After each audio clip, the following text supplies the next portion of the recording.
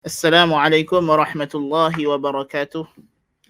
Alhamdulillahi rabbil alamin. Ashhadu an la ilaha illallah wahdahu la syarika lah wa ashhadu anna Muhammadan abduhu wa rasuluh. Allahumma salli wa sallim wa barik ala nabiyyina Muhammadin wa ala alihi wa sahbihi ajma'in. Amma ba'du. Para pelajar, sidang penonton, semoga Allah Ta'ala memberkati dan merahmati kita. Kita menyambung bacaan kita pada pagi ini dalam kitab Tajridut Tauhid Al-Mufid karangan Al-Allamatu Ahmad ibn Ali Al-Maqrizi rahimahullahu ta'ala. Dan kita masih lagi menyambung pembincangan kita pada muka surat 78 bagi yang mengikutinya dengan buku terjemahan. Dan bagi yang mengikuti dengan bahasa Arab, kita masih lagi pada muka surat ke-71. Baik. Kata musannif rahimahullahu tabaraka wa ta'ala,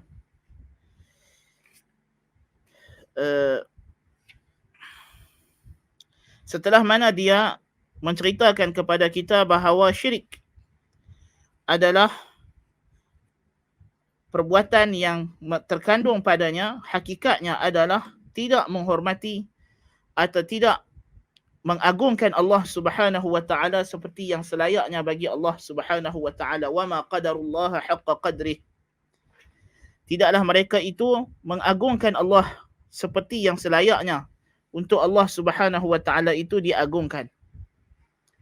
Jadi ini adalah relati syirik, dan dia telah menyebutkan di sini beberapa contoh perbuatan-perbuatan atau i'tiqad atau kepercayaan yang menyimpang yang semuanya terkandung padanya tidak meletakkan, tidak mengagungkan Allah dengan sebenar-benar pengagungan. Bahkan semua kesesatan manusia seperti mana kata beliau rahimahullah adalah berpunca, terkandung pada setiap kesesatan itu perbuatan wa ma qadarullah haqqa qadrih. Mereka tidak mengagungkan Allah dengan sebenar-benarnya. Sebab itulah tauhid ini terbina di atas dua perkara. Yang pertama ialah tasbih. Yang kedua ialah tahmid. Tahmid dan tasbih. Tasbih ialah kita mensucikan Allah daripada kekurangan, daripada sekutu. Dan tahmid adalah kita menyifatkan Allah dengan segala sifat kemuliaan, keagungan, dan mengisbatkan keesaannya dalam keagungan dan kemuliaan tersebut. Dan semua ini terkandung pada taqdis dan takbir, di mana kita mensucikan Allah dan dalam masa yang sama kita mensifatkan Allah dengan sifat-sifat kemuliaan, dan kita membesarkan Allah dengan kita beriktikad sebenar-benarnya dengan hati kita, lisan kita, perbuatan kita bahawasanya tidak ada yang lebih besar, tidak ada yang lebih agung, tidak ada sesuatu pun yang sama tara dengan Allah Subhanahu wa ta'ala. Allahu akbar kabira walhamdulillahi katsira wa subhanallahi bukratan wa asila. Inilah tauhid sebenarnya. Allahu akbar kabira walhamdulillahi katsira wa subhanallahi bukratan wa asila. Inilah dia syiar kita orang Islam. Inilah dia zikir kita, subhanallah wa bihamdih subhanallahil azim. Subhanallah walhamdulillah wallahu akbar. Sebab itulah zikir ini yang paling banyak disyariatkan untuk kita baca sehari semalam dalam kehidupan kita. Kerana dia adalah tauhid. Dan seterusnya kata beliau rahimahullah, wa bil jumlati, dan perkara terakhir yang dia sebut berkenaan dengan mereka yang tidak mengagungkan Allah dengan sebenar-benarnya ialah katanya wala qadarahu haqqa qadrihi man za'ama annahu la yuhyil mauta wa la yab'athu man fil qubur liyubayyana li'ibadihi alladhi kanu fihi yakhtalifuna wa ya'lama alladhina kafaru wa liya'lama alladhina kafaru annahum kanu kadhibin. Demikian juga orang musyrikin tidak mengagungkan Allah dengan sebenar-benarnya bila mereka menyangka bahawa Allah tidak akan membangkitkan semula orang yang telah mati, tidak ada hari akhirat. Kerana Allah Ta'ala telah berfirman dalam Al-Quran dalam surah An-Nahl ayat 38-39, وَأَقْسَمُوا بِاللَّهِ جَهْدَ أَيْمَانِهِمْ لَا يَبْعَثُ اللَّهُ مَنْ يَمُوتُ بَلَى وَعْدًا عَلَيْهِ حَقًّا وَلَكِنَّ أَكْثَرَ النَّاسِ لَا يَعْلَمُونَ. ليبين لهم الذي يختلفون فيه وليعلم الذين كفروا أنهم كانوا كاذبين. Mereka orang musyrikin bersungguh-sungguh bersumpah Allah tidak akan bangkitkan orang yang telah mati. Bahkan sebaliknya, itu adalah janji yang benar daripada Allah, tetapi kebanyakan manusia tidak tahu.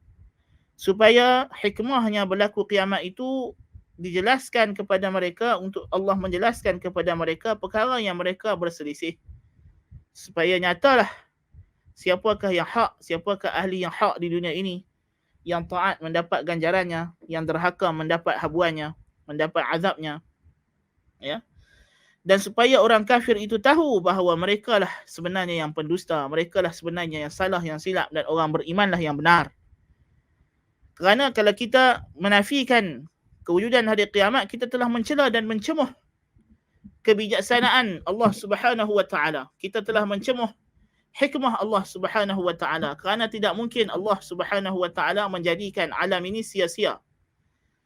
Menjadikan alam ini tidak ada makna.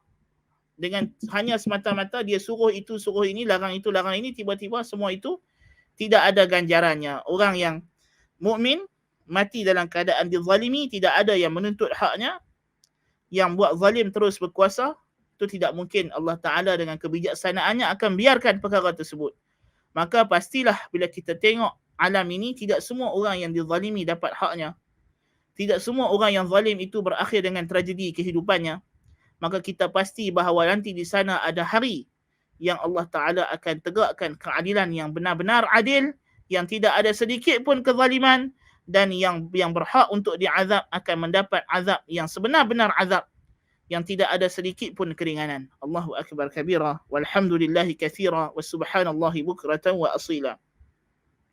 Kemudian kata beliau rahimahullah, wa bil jumlati fahadha babun wasi'un jidda.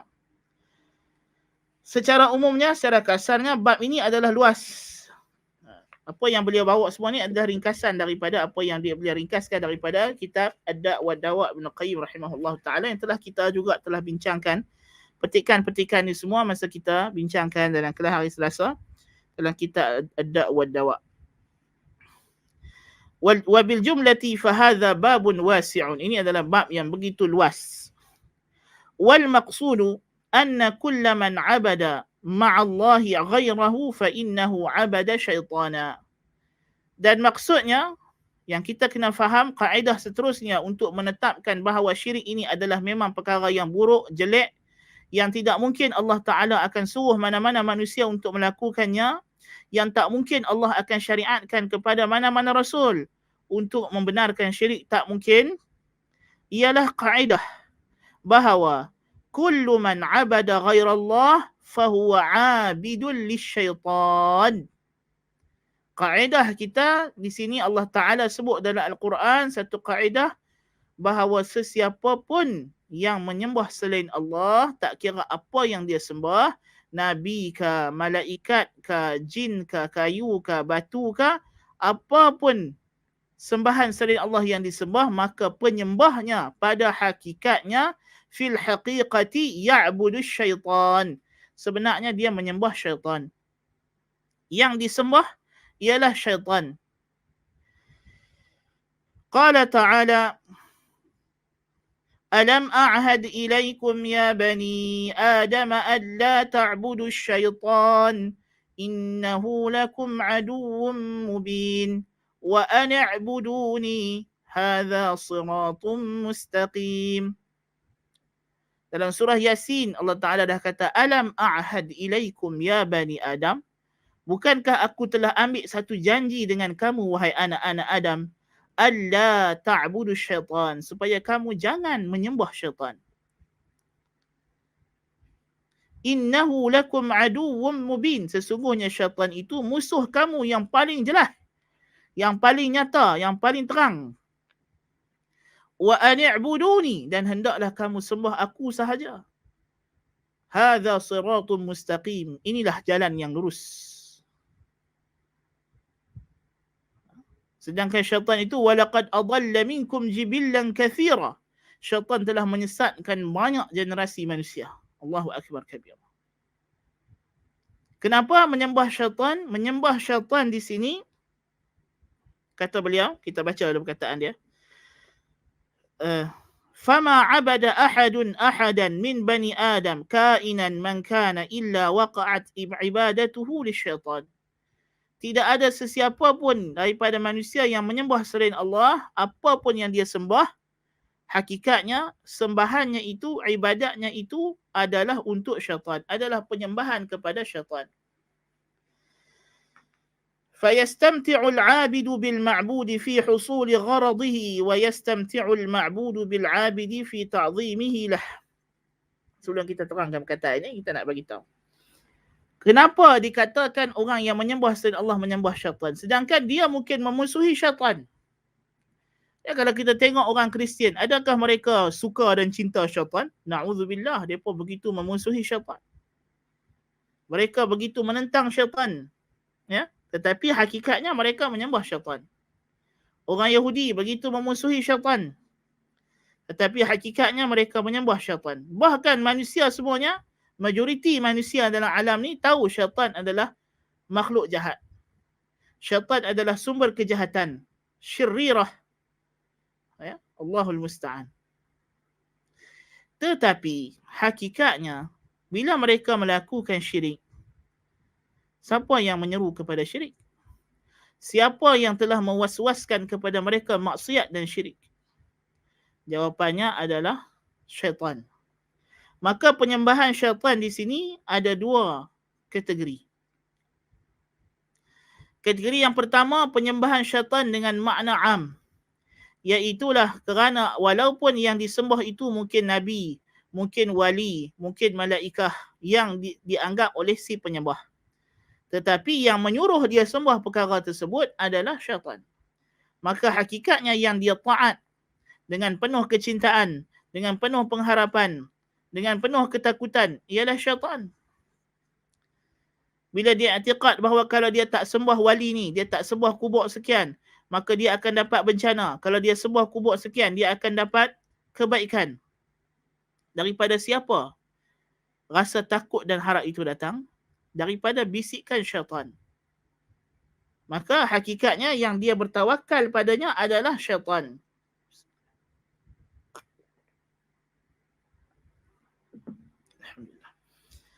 Hakikatnya takutnya, harapnya, cintanya adalah kepada syaitan yang menyuruh dia melakukan maksiat dan syirik tersebut.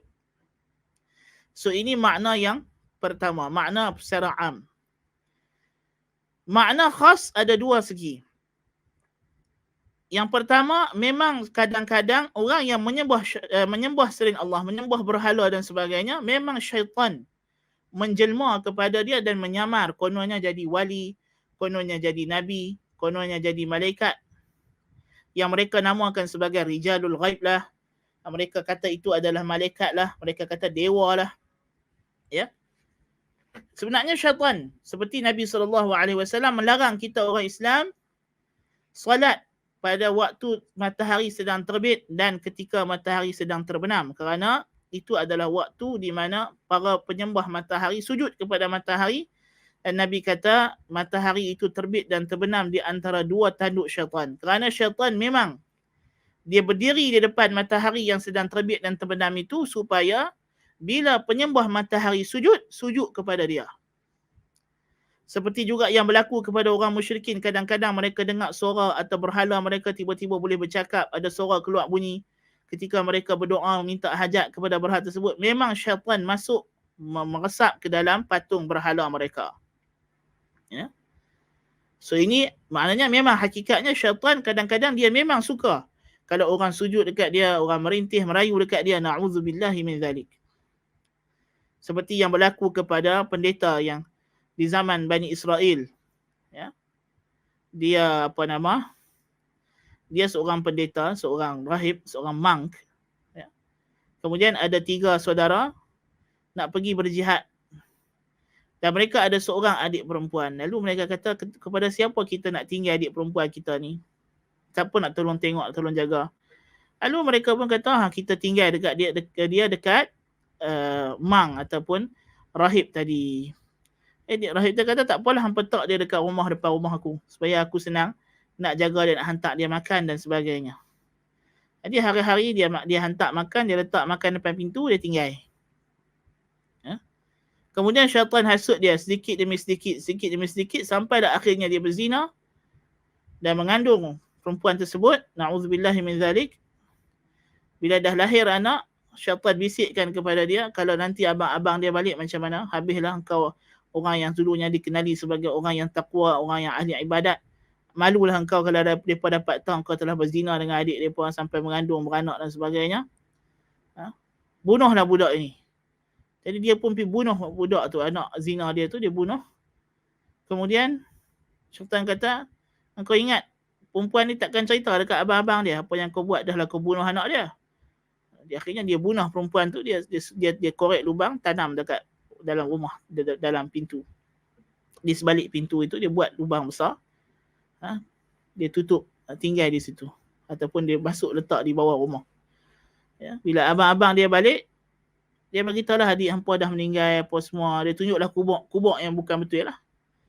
Dia pun ni pun malam tidur, tiba-tiba mimpi. Syaitan datang dalam mimpi mereka, syaitan bagi tahu sebenarnya rahib tu dah rogol adik kamu sampai mengandung, lepas tu dia bunuh adik kamu, bunuh anak dia. Dan mayat dia ada dekat sini.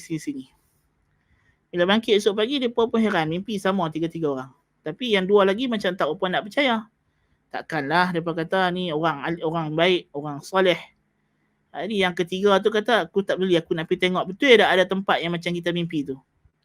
Jadi dia masuk dalam rumah yang mereka letak adik mereka dulu tu, turun ke bawah, tengok sungguh ada mayat adik dia, mayat bayi.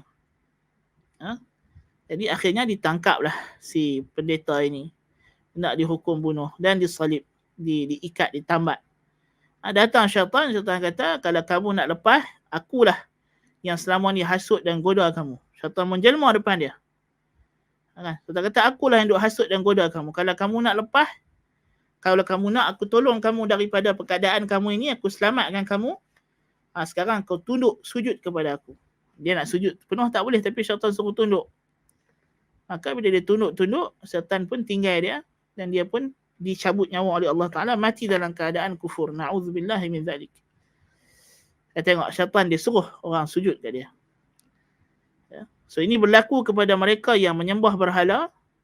Kadang-kadang syaitan masuk ke dalam berhala tersebut.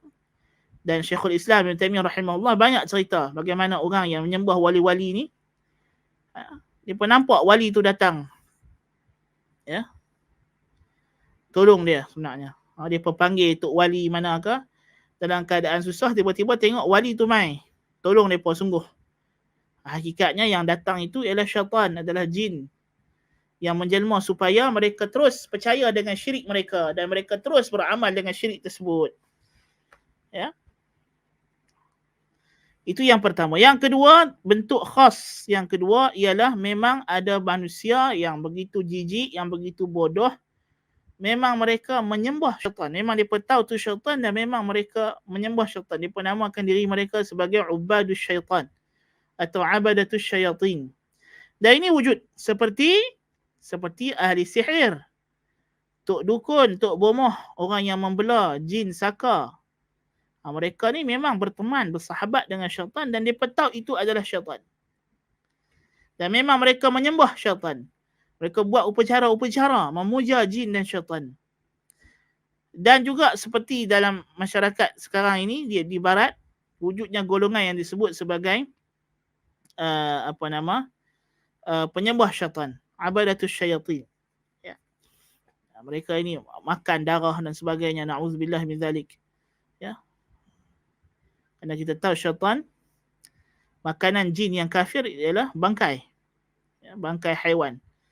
Dia makan. Jadi sebab itulah kita dilarang makan. Bangkai-bangkai yang mati tidak disembelih dengan nama Allah Azza wa Jal. Ini adalah makanan syaitan. Jadi, mereka ni menyembah syaitan. Na'udzubillahi min zalik. Dan ini adalah manusia yang sangat keji dan syaitan suruh dia buat benda-benda yang pelik, yang jijik, yang kotor.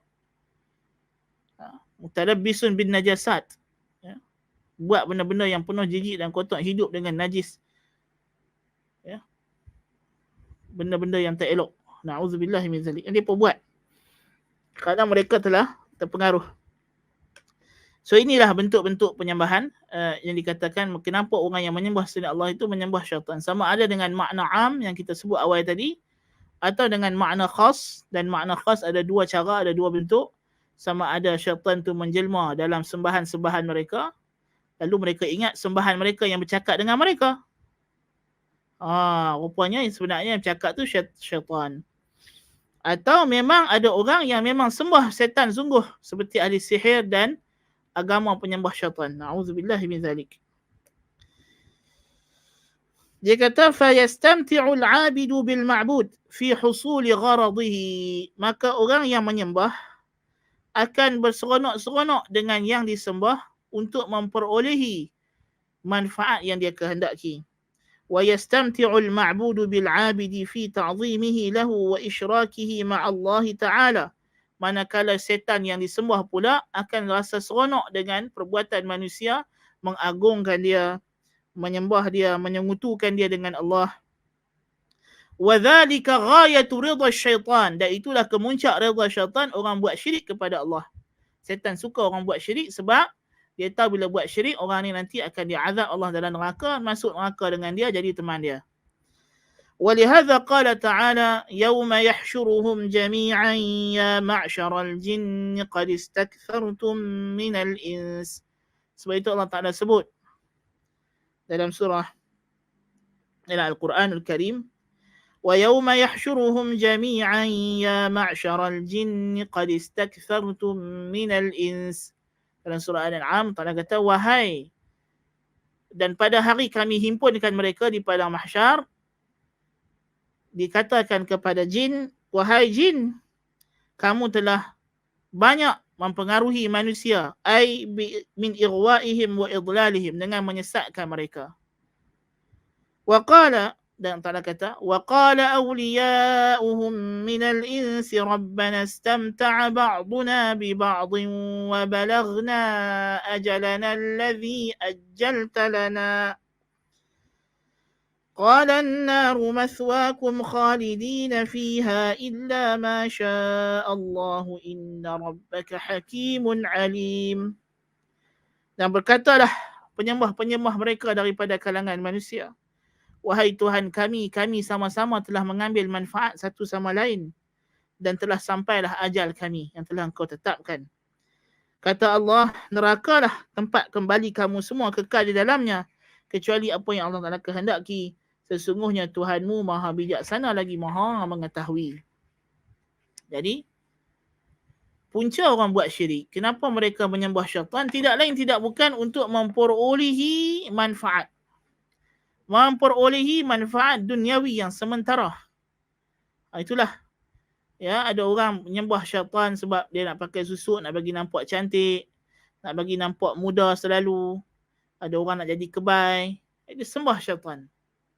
Dan mereka yang menyembah berhala dan sebagainya ini, kerana mereka menyangka berhala ini boleh membantu mereka, memberikan manfaat, kononnya untuk menjadi syafaat di sisi Allah.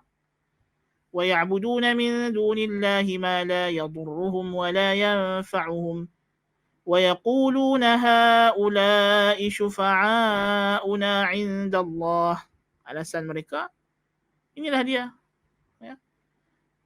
والذين اتخذوا من دونه أولياء ما نعبدهم إلا ليقربونا إلى الله زلفى.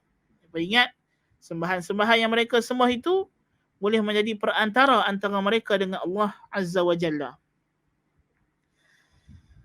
فهذه إشارة لطيفة إلى السر الذي لأجله كان الشرك أكبر الكبائر عند الله، وأنه لا يغفر بغير التوبة منه، وأنه موجب للخلود في العذاب العظيم، وأنه ليس تحريمه وقبحه لمجرد النهي عنه فقط، بل يستحيل على الله سبحانه وتعالى أن يشرع عبادة إله غيره، كما يستحيل عليه ما يناقض أوصاف كماله ونعوت جلاله.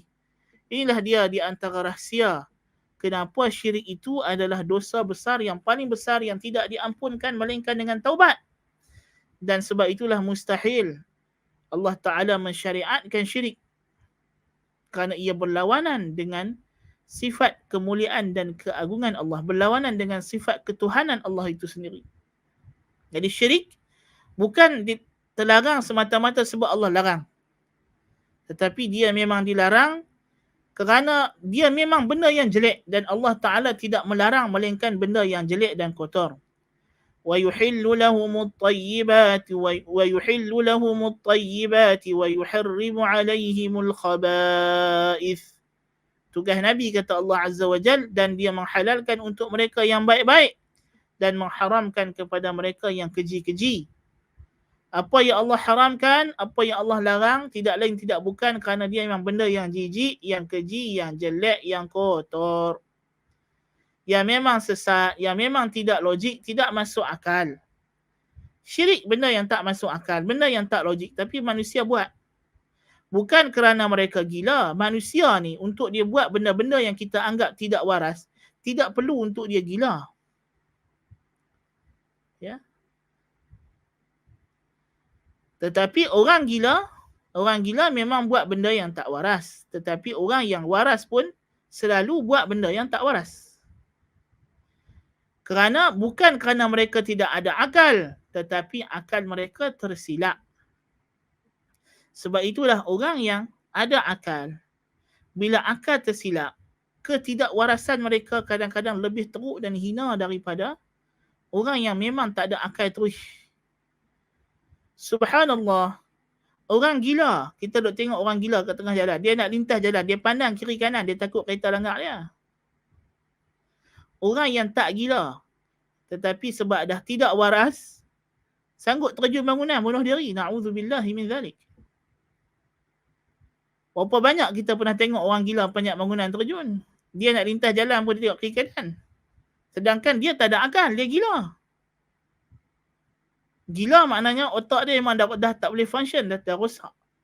Yang tinggal pada dia hanyalah insting. Insting. Tak. Macam binatang. Ya. Dia memang tak boleh nak fungsi sebab dia otak dia dah rosak, dah sakit, dah tak boleh dah saraf-saraf dalam otak dia dah rosak. Ya. Ataupun tak berfungsi. Ya. Tapi ada manusia lain yang saraf dia berfungsi. Otak dia berfungsi. Tetapi disebabkan dia buat pertimbangan yang salah. Dia sanggup buat maksiat, merompak, mencuri, membunuh. Orang gila tak merompak rumah orang. Dalam keadaan dia tak ada makan, tak ada minum, tak ada pakaian. Dia tak rompak orang. Ya. Yang rompak orang yang tak gila. Sedangkan perbuatan merompak tak waras. Tak logik. Bahkan tak masuk di akal. Merompak ni bahaya nyawa. Kita akan ditangkap di polis. Tapi orang yang dianggap cerdik, pandai, dialah yang merompak. Orang gila tak makan rasuah. Ha? Dia tak makan rasuah, orang gila. Kan? Dan siapa nak bagi rasuah kat dia? Dia gila. Tapi yang ambil rasuah ni, orang yang cerdik, pandai, yang ada jawatan besar-besar. Yang reta pun dah banyak sebenarnya. Bukan tak ada reta pun dah berlambak. Tapi sebab tamak harobah. Sebab dipesongkan oleh syaitan.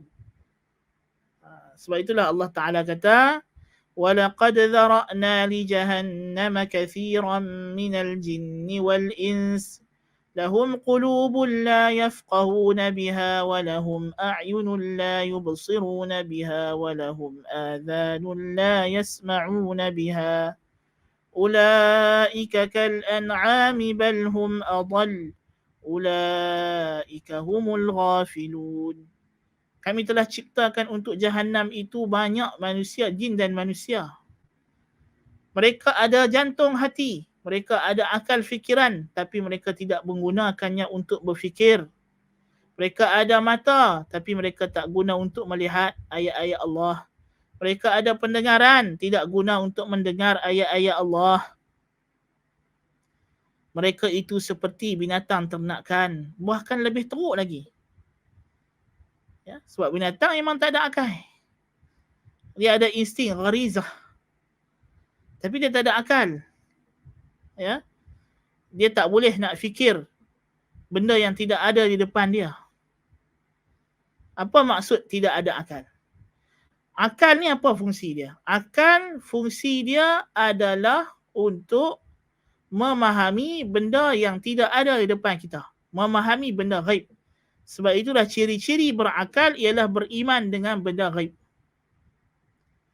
الذين يؤمنون بالغيب ويقيمون الصلاة ومما رزقناهم ينفقون. Kalau kata dalam surah Al-Mulk, وقالوا لو كنا نسمع أو نعقل ما كنا في أصحاب السعير فاعترفوا بذنبهم فسحقا لأصحاب السعير. Dan mereka ahli neraka berkata, lau kunna na'qilu, kalau kami guna akal kami, au nasma'u, atau kami dengar seruan nabi-nabi dan rasul-rasul kami, ma kunna fi ashabis sa'ir, kami takkan jadi ahli neraka sa'ir. Fa'tarafu bi dhanbihim, mereka mengiktiraf punca dosa mereka. Fasuhqan li ashabis sa'ir, maka masuklah dalam-dalam jauh ke dalam neraka, wahai penduduk, wahai ahli neraka sa'ir. Na'udzubillah min zalik. Kemudian Allah Ta'ala puji orang yang beriman. Allah kata apa? Innal ladhina yakhshawna rabbahum bil ghaibi lahum maghfiratun wa ajrun kabir. Sesungguhnya mereka yang gerun dan takut kepada Tuhan mereka secara ghaib, mereka itulah yang memperolehi keampunan dan ganjaran yang besar.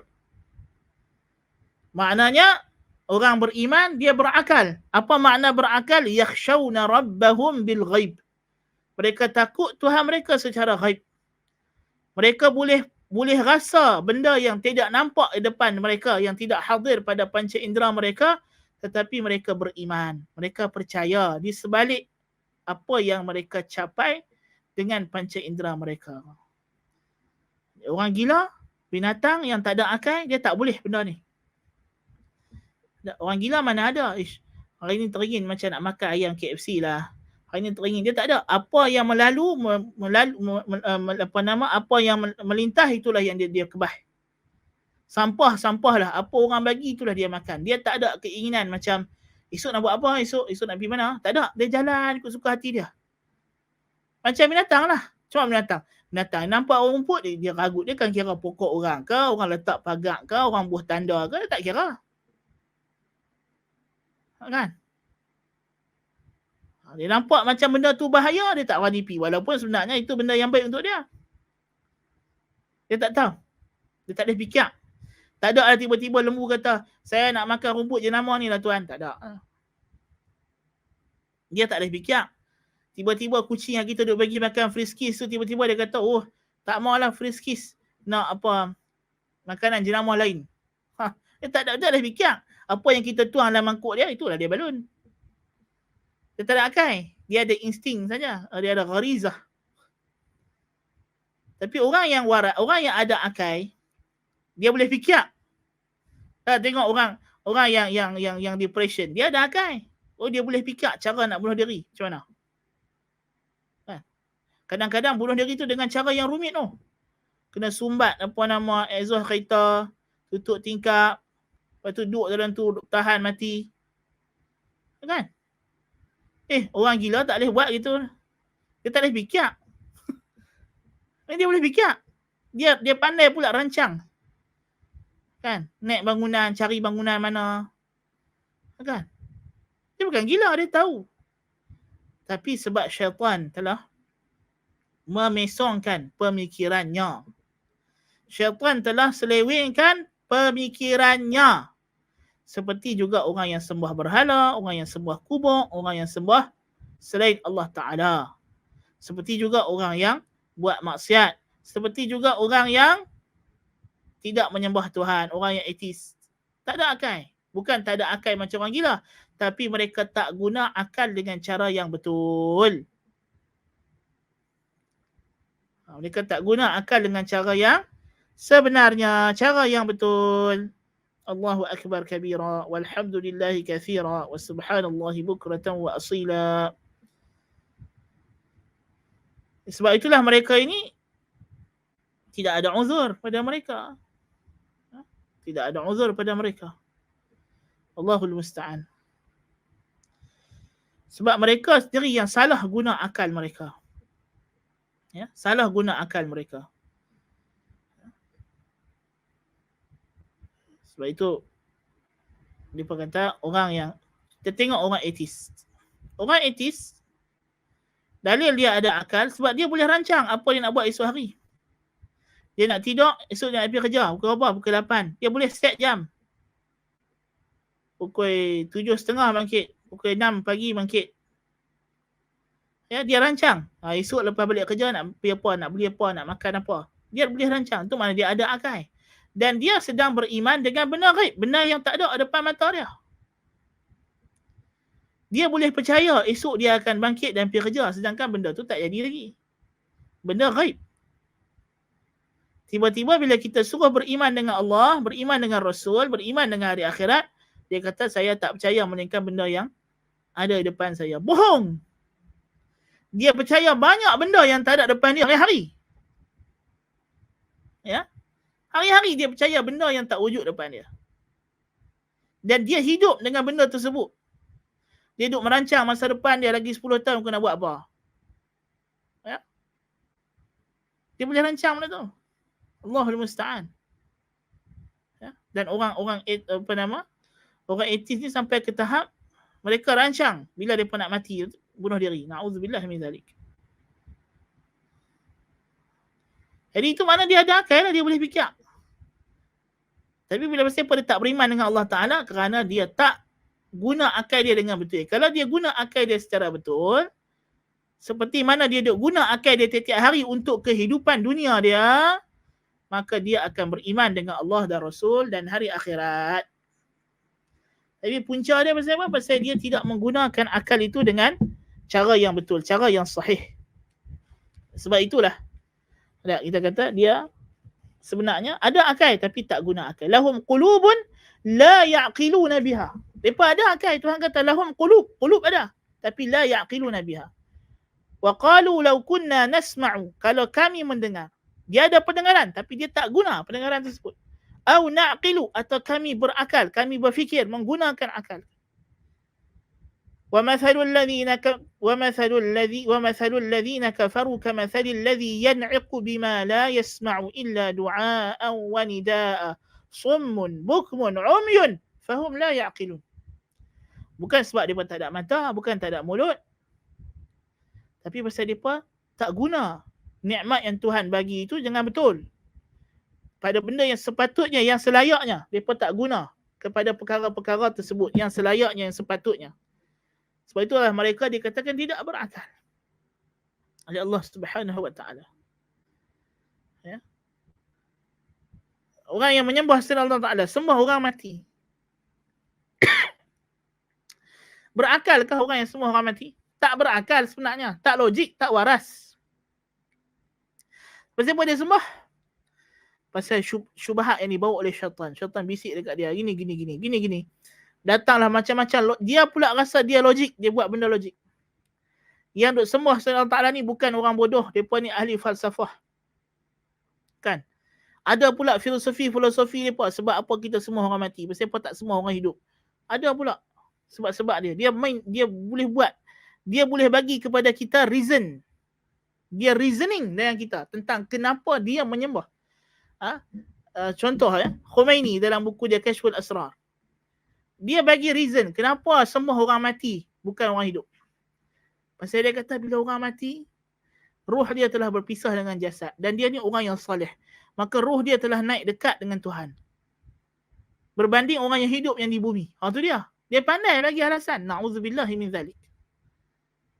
Sedangkan kita akal yang logik, tak kiralah dia mati ke, dia hidup ke, dia ruh ke, dia apa ke, dia makhluk Allah Ta'ala. Dan makhluk tidak layak disembah. Yang boleh disembah adalah Al-Khaliq sahaja. Yang layak disembah adalah Al-Khaliq. Dan mati bila matinya makhluk, sedangkan kita tahu bahawa makhluk adalah waktu dia yang paling sempurna adalah ketika rohnya bercantum dengan jasad, iaitulah hidup. Apabila roh terpisah dengan jasad, dia bukan keadaan sempurna, dia keadaan yang kurang, keadaan yang lemah. Itu maksud mati. Mati ialah berpisahnya roh daripada jasad. Yang ni jasad tadi hilang kekuatan untuk hidup. Jadi maknanya itu adalah keadaan yang lemah. Bila roh keluar daripada jasad, jasad tadi hancur, rosak. Tidak ada jasad yang kekal, melainkan jasad para anbiya. Sebab bila mati sahaja, habis. Allahu Akbar kabira. Tapi itulah, bila syaitan dah pesongkan, dah miringkan kepada otak dia, dia rasa benda yang dia buat yang sepatutnya tak logik itu jadi logik. Jadi betul. Nas'alullah al-afiyah.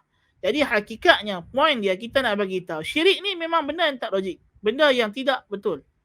Dan pelaku dia sebenarnya tidak mengagungkan Allah. Bahkan menghina dan mencela Allah subhanahu wa ta'ala.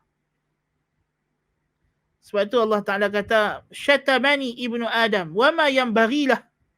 Anak Adam mencela aku. Tak patut dia cela aku.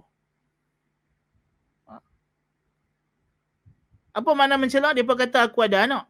Sedangkan itu tidak patut bagi aku. Tapi orang yang mendakwa Tuhan ada anak, mereka menyangka itulah ta'zim. Itulah pengagungan mereka kepada Allah. Mereka tak pernah menyangka bahawa dengan perbuatan mereka menisbahkan anak kepada Allah, di sisi Allah, ia adalah celaan. Dan itulah hakikatnya, dia adalah celaan.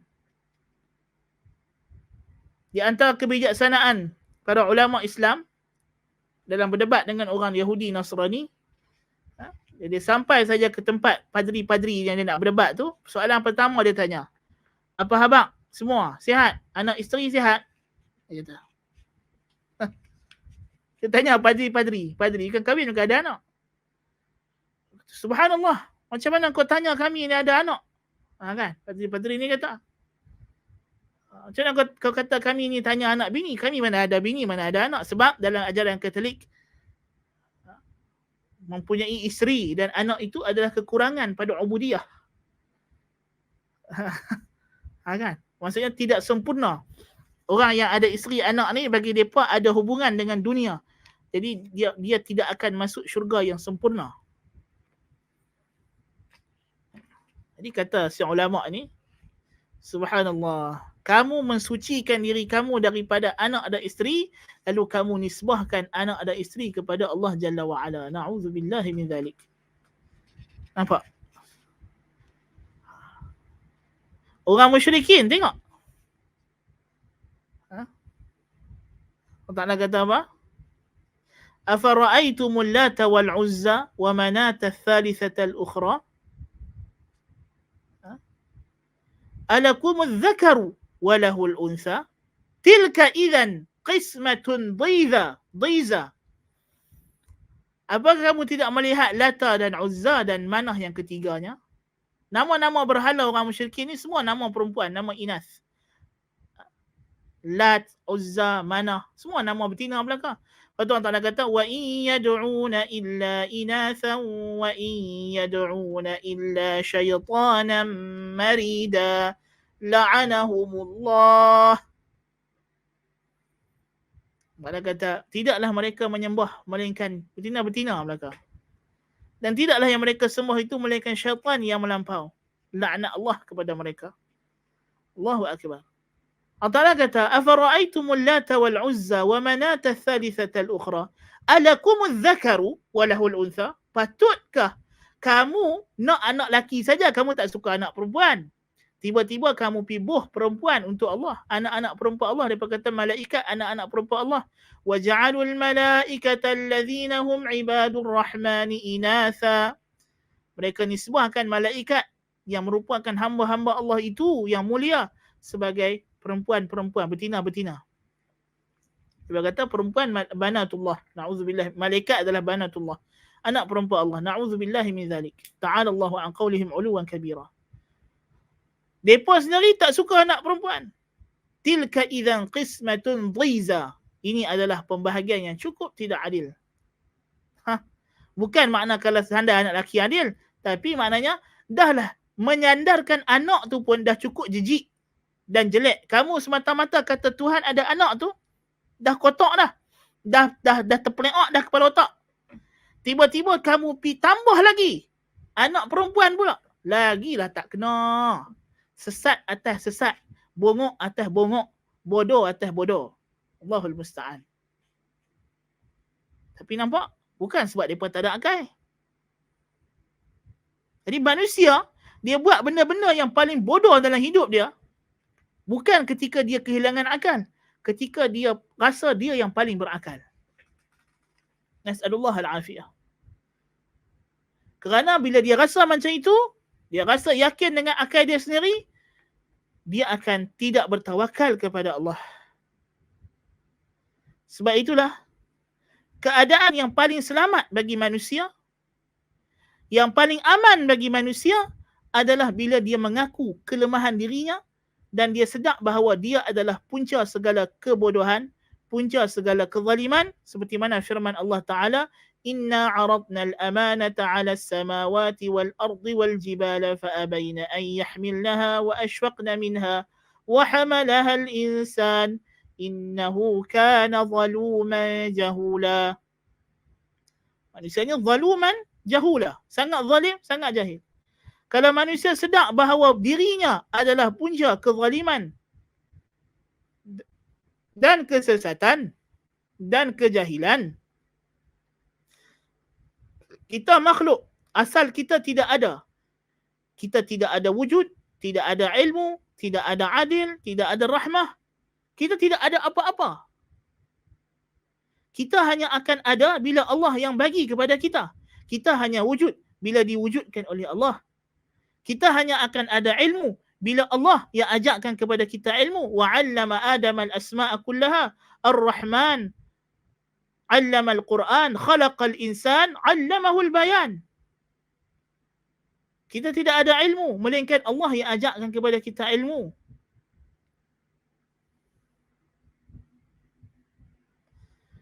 Kita tidak ada kekuatan melainkan Allah yang jadikan kita kuat. Wallahu khalaqakum min dha'fin thumma ja'ala min ba'di dha'fin quwwah thumma ja'ala min ba'di quwwatin dha'fan wa shaybah. Allah yang ciptakan kamu dalam keadaan asalnya kamu lemah. Kemudian setelah lemah, dia jadikan kamu kuat. Kemudian setelah kamu kuat, dia akan kembalikan kamu jadi lemah dan beruban. Allahu akbar kabira, walhamdulillahi kathira, wa subhanallahi bukratan wa asila. Jadi Allah subhanahu wa ta'ala adalah tempat kita bergantung. Tempat kita berharap. Manusia ni kalau dia bergantung pada diri dia sendiri, akan binasa, akan musnah, akan sesat. Sebab diri adalah punca kesesatan. Kalau tidak kerana perlindungan Allah kepada diri, diri akan didatangi oleh syaitan. Alam tara anna arsalna asyayatin 'ala al-kafirin ta'uzzuhum azza. Apa kamu tidak tahu kami menghantar syaitan kepada orang yang kafir, berduyun-duyun untuk menggasak dia, menggalakkan dia kepada kufur? Allah kata, وَمَنْ يَعْشُ عَنْ ذِكْرِ الرَّحْمَنِ نُقَيِّضْ لَهُ شَيْطَانًا فَهُوَ لَهُ قَرِينٌ. Siapa yang lalai dan leka daripada mengingati Ar-Rahman, kami tambatkan kepada dia setan jadi teman dia. Kita kalau tidak ada zikrullah, tidak ada bimbingan Allah, tidak ada aun min Allah, bantuan daripada Allah, kita hanya akan menjadi mangsa syaitan, laknatullahi alaih. Na'udzubillahi min zalik. Oleh sebab itu, datanglah perbincangan seterusnya musannif rahimahullah membincangkan kepada kita hubungan antara ibadah dengan isti'anah. Tu. So, cantiklah kita punya tutup dengan kita punya buka bab baru. Tak? Jadi kata musannif rahimahullah, wa'lam anna an-nasa fi ibadatillahi ta'ala wal isti'anati bihi ala arba'ati aqsamin.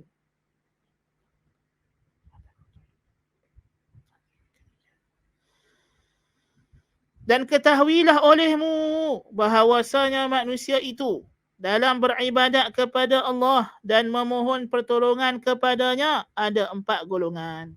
Jadi kita kena tahu hubung kait ibadah dengan isti'anah. Pasal apa? Pasal Allah Ta'ala jadikan inilah dia isi lubuk Al-Quran. Lubuk Al-Quran pada firman Allah Ta'ala, Iyyaka na'budu wa iyyaka nasta'in. Seluruh isi kandungan Al-Quran adalah penjelasan kepada suratul Fatihah. Sebab itulah Fatihah adalah Ummul Quran. Dia adalah induk Al-Quran. Yang mana semua surah-surah yang lain hanyalah elaboration kepada kandungan ayat-ayatnya. Sebab itulah dia adalah awal surah pembuka mushaf. Dan isi kandungan Al-Fatihah, dia punya major theme dia, tema utama surah Al-Fatihah ialah pada firman Allah Ta'ala, Iyyaka na'budu wa iyyaka nasta'in. Ya Allah ajak kepada kita untuk kita cakap, hanya kepadamu sahaja ya Allah kami mengabdikan diri, dan hanya kepadamu sahaja ya Allah kami memohon pertolongan. Nampak? Jadi kita ada dua, ibadah dan isti'anah. Dan bila kita dah tahu bahawa manusia ni walaupun dia ada kecerdikan akal, kewarasan minda, kepandaian itu dan ini, kemampuan itu dan ini, jikalau tidak kerana bimbingan Allah Azza wa Jalla, dia akan sesat. Dia akan sesat. Pagi dan petang kita berdoa, Ya Hayyu Ya Qayyum birahmatika astaghith aslih li sya'ni kullah wa la takilni ila nafsi tarfata 'ain. Allahumma 'alimal ghaibi wasyhadah fatiras samawati wal ard rabb kulli syai'in wa malikah ashhadu an la ilaha illa ant a'udzu bika min syarri nafsi wa syarri syaitani wa syarakih. Doa pagi petang kita. Ya Hayyu Ya Qayyum, wahai Tuhan yang Maha Hidup, yang Maha memelihara segala isi alam ini. Bi rahmatika astaghith. Aku bertawassul dengan rahmatmu supaya aku bermohon pertolongan kepadamu. Aslih li sya'ni kullah, perelokkan segala urusanku. Wala takilni ila nafsi tarfat ain, dan jangan engkau biarkan aku kepada diriku sendiri walaupun sekedip mata. Allahumma alimal ghaibi wasyahadah, ya Allah, wahai Tuhan yang Maha mengetahui yang nyata dan yang ghaib. Fatiras samawati wal ard, wahai Tuhan yang menciptakan langit dan bumi.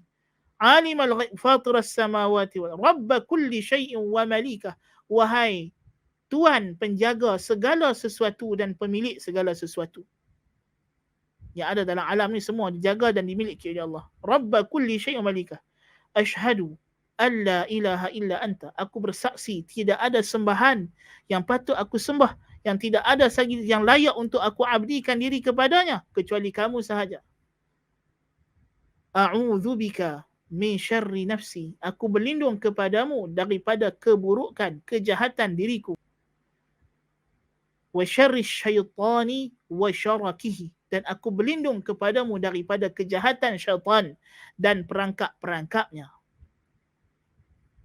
Dan dalam sebagai riwayat tambah lagi, wa an aqtarifa su'an aw ajurrahu ila muslim, dan aku berlindung kepadamu daripada aku melakukan satu perkara jahat kepada diriku sendiri atau aku buat perkara jahat kepada orang Islam yang lain. Dalam sebagai riwayat, ini bukan saya doa pagi petang, juga doa ketika kita nak tidur. Allahu akbar kabira. Tengok.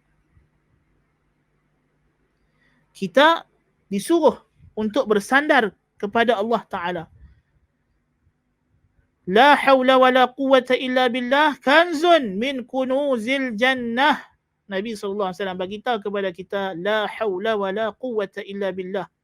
Tidak ada kebolehan, tidak ada kemampuan dan kekuatan melainkan dengan izin Allah. Ucapan ini adalah satu perbendaharaan daripada perbendaharaan syurga. Ala adulluka ala kanzin min kunuzil jannah. Nabi kata, mau dah aku tunjuk kepada kamu satu perbendaharaan, satu harta hebat yang daripada harta-harta syurga. Kalau kamu nak dapat syurga, apa dia yang kamu nak kena buat? La hawla wa la quwwata illa billah. Banyak kan sebut la hawla wa la quwwata illa billah. Kena lepaskan keupayaan diri. Kena ingat bahawa kita ni tak ada apa. Sebab itulah musannif mulakan kitab ni awal lagi. Dia habaq awal lagi. Tauhid maknanya kita kena tawakal kepada Allah. Dan syirik maknanya kita duk pandang kepada sebab sehingga lupa kepada musabbibul asbab. Sehingga lupa kepada pencipta sebab. Itu punca. Awal lagi kita dah bincang. Subhanallah. Kerana bila manusia terlalu gah dengan diri dia, terlalu perasan bahawa dialah yang boleh buat segala-galanya, kita akan menang, kita itu, kita ini, kita boleh, kita mampu, yakinlah dengan kami pasti akan boleh buat. Ayat-ayat syirik macam ini, kesudahannya adalah mereka akan binasa. Mereka akan binasa. Ya? Sebab itulah Nabi SAW kata, la tas'alil imarah. Jangan kamu minta jawatan. Kalau kamu diberi tanpa minta, u'inta alaiha. In u'titaha. Kalau kamu diberi tanpa diminta, Nabi kata apa? U'inta alaiha. Kamu akan dibantu oleh Allah. Tapi kalau kamu dapat jawatan kerana kamu yang minta atau kerana kamu yang bersungguh-sungguh nak,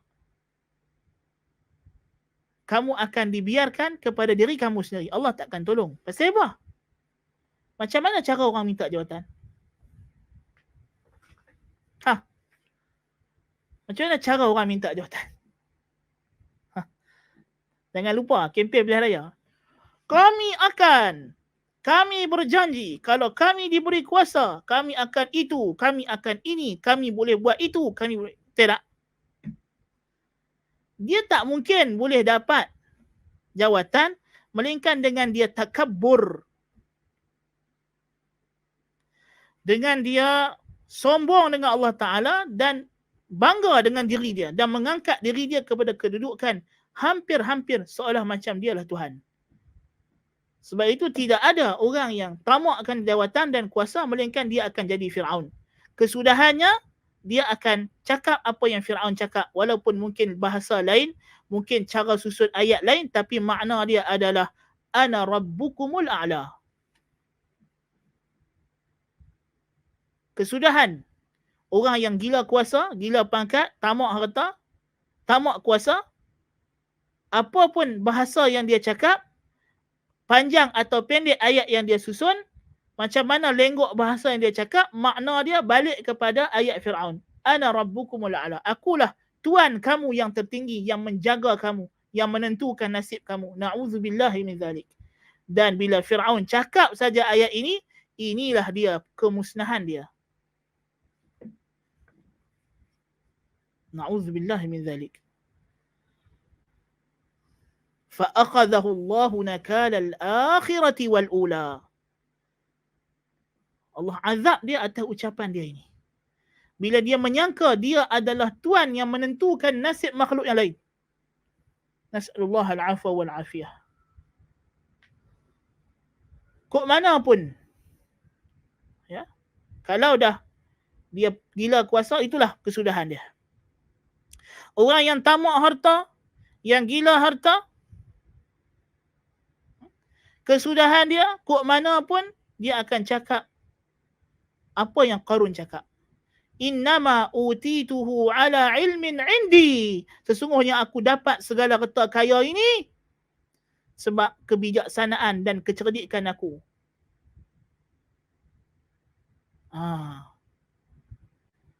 Allahu Akbar kabira. Dua perangai manusia.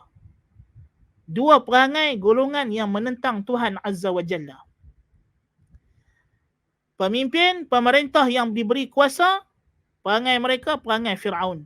Fir'aun rasa bila dia dah ada kuasa, dia akan tentukan semua benda dalam negeri dia. Tak ada siapa boleh habat dekat dia, hang kena buat macam ni, hang kena buat macam itu. Bagi Fir'aun, dia tak layak untuk disuruh. Sebab tu dia tak mau iktiraf kewujudan Rabbul Alamin. Sebab kalau dia kata di dalam alam ni ada Rabbul Alamin, makna dia sendiri kena tunduk kepada suruhan Tuhan. Sedangkan bagi dia, dia tak perlu tunduk kepada sesiapa.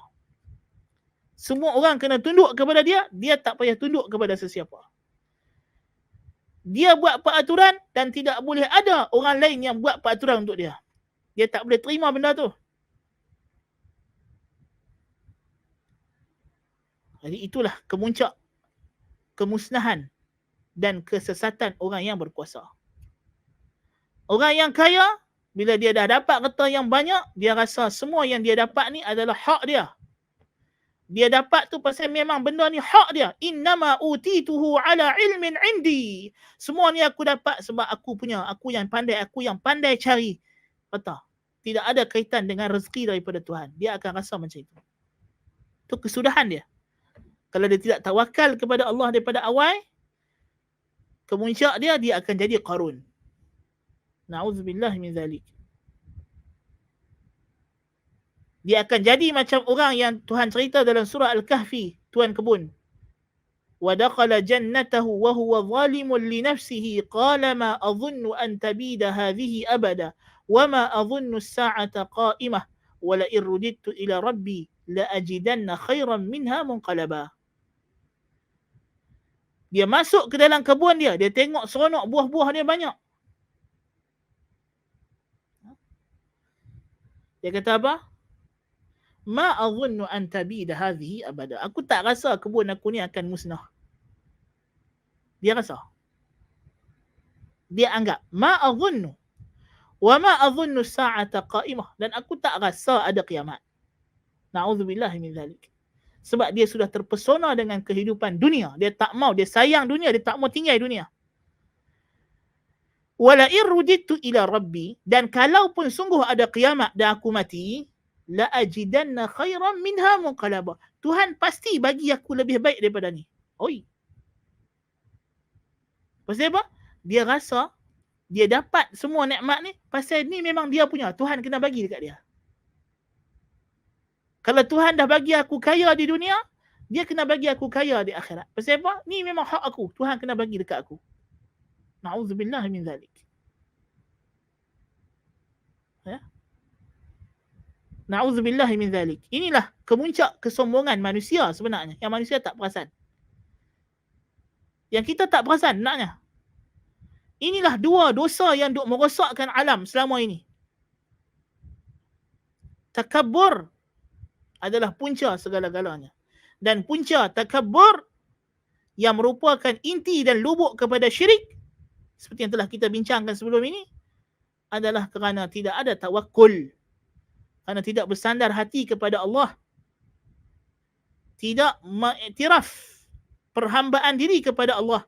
Sebab itulah bila kita nak bertobat, apa dia kalimah yang Nabi jadikan sebagai sayyidul istighfar, penghulu segala istighfar? Mari kita lihat. Penghulu istighfar Nabi kata, Allahumma anta rabbi. Ya Allah, engkaulah Tuhan aku, pemilik aku, penjaga aku, Tuhanku, pencipta aku. Khalaqtani, engkau yang cipta aku, wa ana abduka, dan aku adalah hambamu. Tengok, pasal apa yang ni jadi penghulu istighfar? Pasal penghulu dosa ialah seseorang itu sombong dan lupa bahawa dia hamba Allah. Itulah inti dan lubuk dosa. Maka inti dan lubuk taubat ialah kita kembali mengiktiraf Allah sebagai Tuhan dan Tuan kita, dan kita adalah hamba-Nya, pemiliknya, yang semua urusan kita ditentukan oleh Dia, bukan oleh kita. Barulah nama dia taubat. Dan inilah dia penghulu taubat. Kerana kita bertaubat dengan pengakuan kita ini dalam ayat ini, kita bertaubat daripada penghulu dosa. Dosa yang telah dibuat oleh iblis. Illa iblisa aba wastakbar.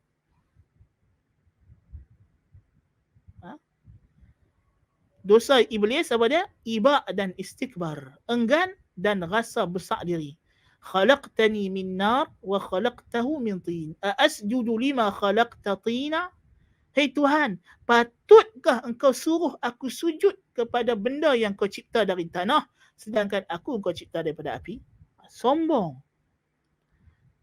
Itulah dia Ummuz Dzunub, Sayyiduz Dzunub, Tuan penghulu segala dosa. Maka Sayyidul Istighfar ialah kembali mengiktiraf diri kita adalah hamba-Nya dan Allah lah Tuan kita. Sebab itulah Adam AS bila dia buat dosa, dia segera kata, Rabbana zalamna anfusana, wahai Tuhan kami, kami telah menzalimi diri kami sendiri. Apa makna kami zalim diri? Apa makna zalim? Al-zulmu wad'u syai'i fi ghairi mawdi'ihi. Zalim, ta'rif dia meletakkan sesuatu pada bukan tempatnya. Wahai Tuhan kami, kami telah meletakkan diri kami pada bukan yang layak untuk kami. Itu maksud Rabbana zalamna anfusana. Wahai Tuhan kami, aku telah menyangka satu perkara yang aku tak patut sangka pada diri aku. Adam mengaku benda tu. Sebab iblis kata, fawaswasa lahuma syaitan. Apa yang dia kata? Wa qasamahuma innani lakuma laminan nasihin. Apa yang iblis sumpah dekat depan dia sujud depan? Ala, dia kata apa? Ma nahakuma rabbukuma an hadhihi syajarati illa an takuna malakaini aw takuna minal khalidin. Tengok syubhat iblis. Na'udzubillahi min zalik. Tengok syubhat ni. Iblis kata apa? Tuhan kamu tak larang kamu makan buah ni, melainkan dia tak mau hampa jadi malaikat atau hampa kekal jadi manusia, hidup selama-lamanya tak mati. Allahu Akbar. Pasal apa? Adam AS dia diciptakan, dia diletak di syurga.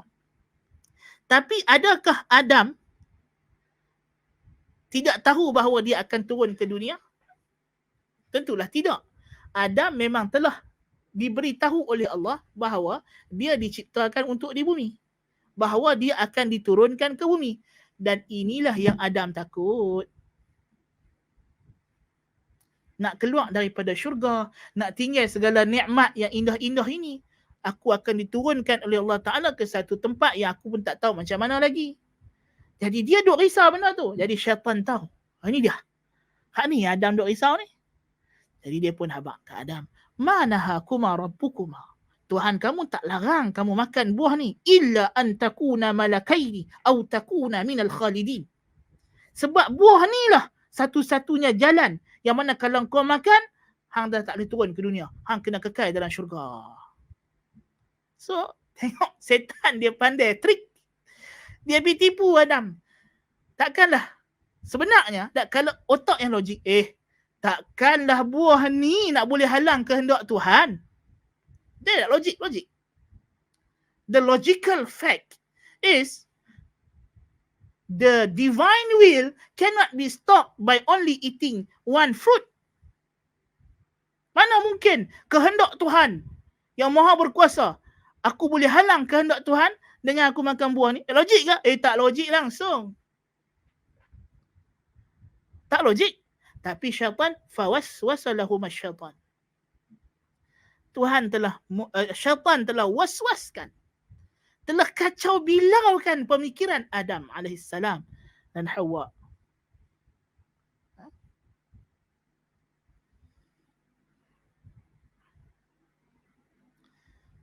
Jadi Tuhan kata fa'asa Adamu rabbahu faghawa. Jadi ghawa, dia disesatkan, diselewengkan. Logik yang Tuhan bagi dekat dia tu terhilang sekejap. Dia terpesong, dia rasa macam betul lah no. Dia terasa macam tu lah. Dia rasa betul lah kan. Kalau tidak pasal apa Tuhan nak tak bagi aku makan buah ni. Dalam banyak-banyak buah dalam syurga ni, pasal apa buah ni yang tak boleh makan. Dia pun terfikir macam sungguh pula lah.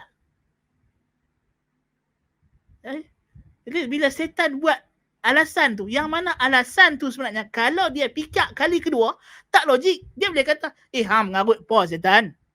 Takkanlah kalau dah Tuhan kata aku ni dicipta untuk turun ke bumi, takkanlah kerana aku makan buah ni aku boleh selamat dalam syurga. Tak mungkin.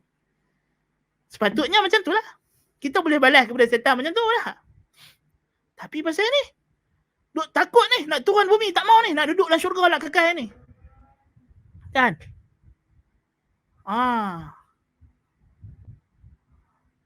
Macam itulah manusia buat dosa. Yang kita dah bincang dalam kitab Ad-Da' wa Dawa', kan? Dia tahu dosa ni memudaratkan. Tapi setan kata, kalau hang tak dapat ni rugilah, sedap ni benda ni. Sedap ni arak ni, sedap ni kalau hang zina ni, bila lagi hang nak dapat? Dia duk terbaring elok dah ni. Padahal bukan dia tak tahu. Padahal kita boleh jawab dekat setan dengan jawapan yang sama yang sepatutnya Adam boleh jawab dekat setan. Mengarut apa setan? Sedap apa? Ni kalau aku berzina, Tuhan azab aku. Tak ada apa. Padahal kalau aku mati, kalau aku tak berzina, aku mati esok. Kalau aku tak kahwin pun, Tuhan bagi aku bidadari. Lagi sedap. Hum wa azwajuhum fi syughulin fakihun. Esok masuk syurga, jimat tak berhenti. Kan? Kalut apa dunia ni? Kan? Kalau ikut logik, macam tu lah. Tapi bila setan dah merengkan akal kita sekejap, kita dah tak ada logik lah. Kita akan hilang logik, kewarasan kita hilang. Dan kita rasa macam kita ni, tak apa, kita boleh buat semua benda. Kan? Itu punca sebenarnya. Jadi sebab tu kita kena balik kepada perjanjian kita dengan Allah. Khalaqtani wa ana 'abduka wa ana 'ala 'ahdika wa wa'dika. Dan aku berpegang dengan kontrak aku dengan kamu ya Allah. Apa dia kontrak itu? Alastu bi rabbikum? Qalu bala syahidna. Itu dia kontrak kita. Bukankah aku ini Tuhan kamu? Mana Tuhan? Kamu kena taat apa yang aku suruh. Tinggal apa aku larang. Itu kontrak kita dengan Allah Ta'ala. Kita semua jawab, bala syahidna. Bahkan ya Allah, kami semua bersaksi. Kau Tuhan kami akan dengar apa saja yang kamu suruh. Kami akan tinggal apa saja yang larang. Sepatutnya Adam dia teringat benda tu. Kontrak dia dengan Tuhan. Bukan sebab buah ni menghalang aku. Tapi Allah Ta'ala tengok Adam AS bila dia sedar dia silap. Fatalaqqa Adamu min rabbihi kalimatin fataba alaih. Tapi tengok ya. Allah Ta'ala bagi tahu kepada kita. Adam bila dia bertobat. Pasal apa dia tobat?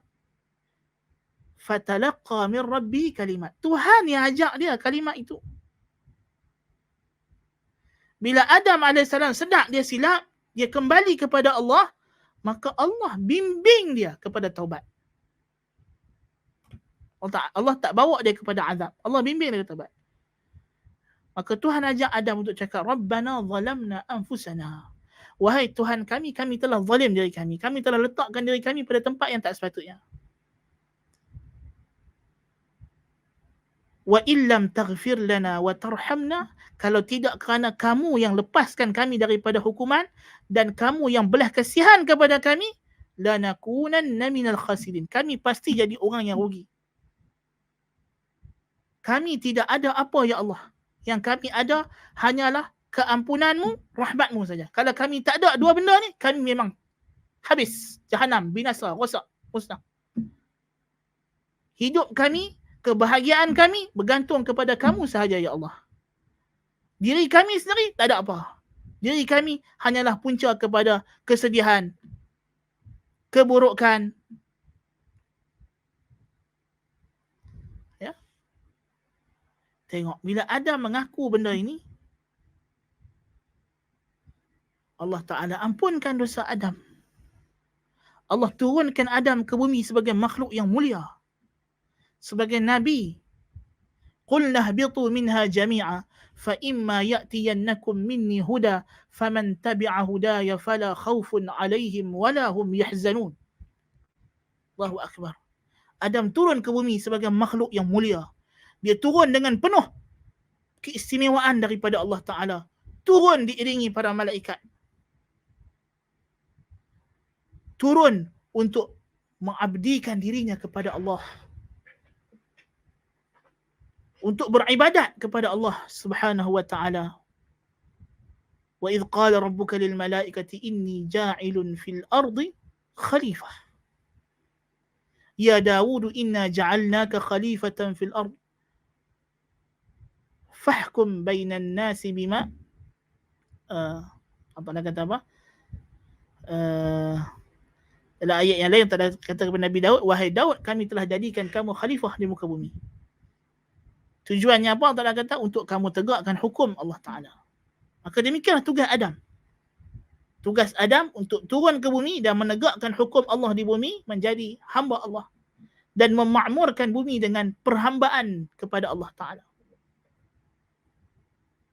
Subhanallah. Manakala Iblis diturunkan Allah ke bumi untuk menjadi pembuat kacau bilau, huru hara, supaya berlakulah satu episod pertarungan yang besar, yang mana pertarungan ini akan berakhir dengan kemenangan orang yang beriman dan kekalahan yang pasti bagi syaitan dan pengikut syaitan.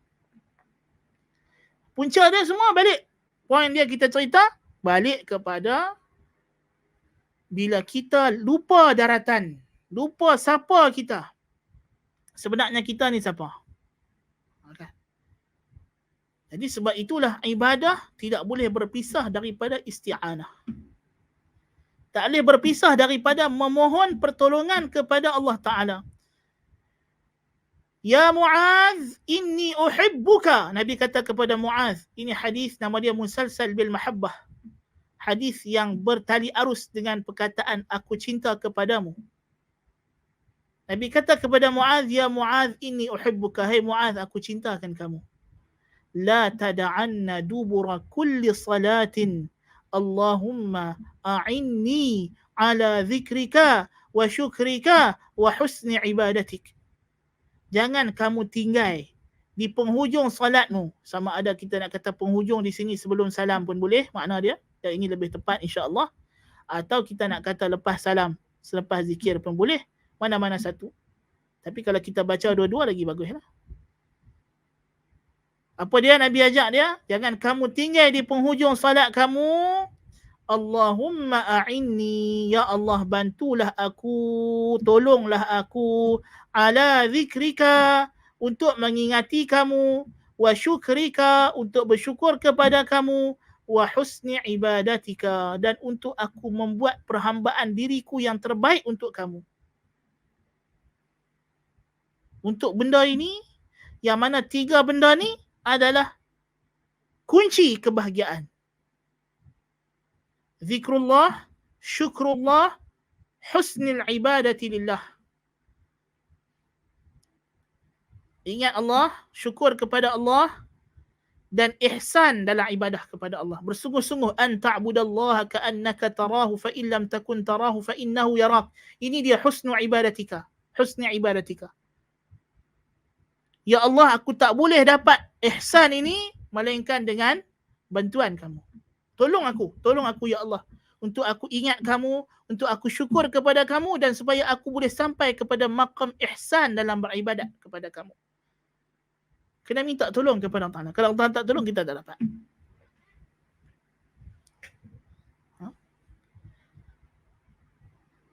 Sebab itulah syaitan tahu benda ini, dia kata la ughwiyannahum ajma'in. aku bersumpah dengan namamu wahai Tuhan, aku akan sesatkan mereka semua. Illa ibadaka minhumul mukhlasin, kecuali hamba-hambamu yang engkau dah pilih. Tengok. Kalau Tuhan tak pilih, habis. Kita akan jadi, na'udzubillah min zalik, kita akan jadi the devil's pet. Na'udzubillah min zalik. Kita akan jadi binatang peliharaan setan. Na'udzubillah min zalik.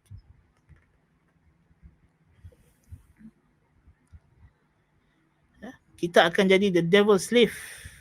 Jadi hamba setan. Kita adalah hamba. Kok celah mana pun kita pasti akan kekal hamba. Kita tak boleh keluar daripada ubudiyah. Kita akan terus duduk dalam